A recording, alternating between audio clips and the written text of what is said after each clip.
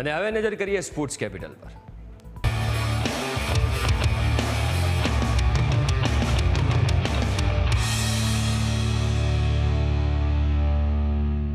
સતત 3 મેચ જીત્યા બાદ લખનઉ સુપર જાયન્ટ્સની જીતનો સિલસિલો સીએસકે દ્વારા રોકી દેવામાં આવ્યો હતો. એકાના સ્ટેડિયમમાં રમાયેલી મેચમાં સીએસકે એલએસજીને 5 વિકેટથી હરાવ્યું હતું. આ મેચમાં પ્રથમ બેટિંગ કરતા લખનઉએ 166 રન બનાવ્યા હતા. જવાબમાં સીએસકેનો સ્કોર 15 ઓવરમાં 5 વિકેટે 111 રન હતો. સ્પિન બોલર્સ માટે પીચ મદદરૂપ હતી, છતાં લખનઉ 3 બોલ બાકી રહેતા 3 વિકેટથી મેચ હારી ગયું.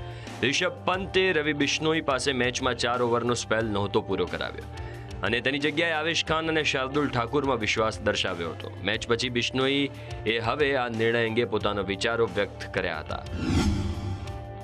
આઈપીએલ 2025ની 31મી મેચમાં આજે પંજાબ કિંગ્સનો સામનો કોલકાતા નાઇટ રાઇડર્સ સાથે થશે. મેચ મુલ્લાનપુરના મહારાજા યાદવેન્દ્ર સિંહ ઇન્ટરનેશનલ સ્ટેડિયમમાં સાંજે 7:30 વાગ્યાથી રમાશે. પીબીકેએસ અને કેકેઆરનો આ સિઝનમાં પ્રથમવાર સામનો થશે. ડિફેન્ડિંગ ચેમ્પિયન કોલકાતાની આ સિઝનની 7મી મેચ હશે. ટીમે 6માંથી 3 જીત અને 3 હાર મેળવી છે. બીજી તરફ પંજાબની 6ઠ્ઠી મેચ હશે. ટીમે 5માંથી 3 મેચ જીતી છે, જ્યારે 2માં હારનો સામનો કરવો પડ્યો છે. સતત 5 હાર બાદ ચેન્નઈ સુપર કિંગ્સે આઈપીએલમાં પોતાની બીજી જીત નોંધાવી છે. સીએસકેની ટીમે લખનઉ સુપર જાયન્ટ્સને 5 વિકેટે હરાવ્યું. સોમવારે ચેન્નઈએ એકાના સ્ટેડિયમમાં બોલિંગ કરવાનું પસંદ કર્યું. લખનઉએ 7 વિકેટ ગુમાવ્યા બાદ 166 રન બનાવ્યા. ચેન્નઈએ 19.3 ઓવરમાં 5 વિકેટ ગુમાવીને ટાર્ગેટ ચેઝ કર્યો. ચેન્નઈના કેપ્ટન MS ધોનીએ 11 બોલમાં 26 રન બનાવ્યા હતા. શિવમ દુબેએ 43 રન, સચિન રવિન્દ્રએ 37 અને શેખ રશીદે 27 રન બનાવ્યા હતા. રવિન્દ્ર જાડેજા અને મથીશ પથિરાનાએ 2 વિકેટ ઝડપી હતી.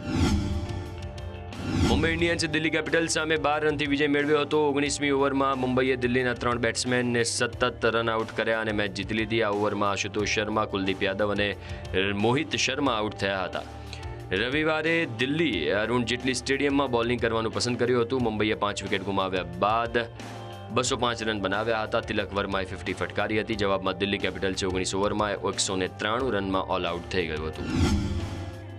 પંજાબ કિંગ્સના fast bowler Lockie Ferguson IPL 2025ની બાકીની સિઝનમાંથી બહાર થઈ શકે છે. સોમવારે કેકેઆર અને પીબીકેએસની મેચ પહેલા ટીમના ફાસ્ટ બોલિંગ કોચ જેમ્સ હોબ્સે જણાવ્યું હતું કે ન્યૂઝીલેન્ડના ફાસ્ટ બોલરને ખૂબ ગંભીર ઈજા થઈ છે અને સિઝનના અંત પહેલાં તેના પાછા ફરવાની શક્યતા ઘણી ઓછી છે.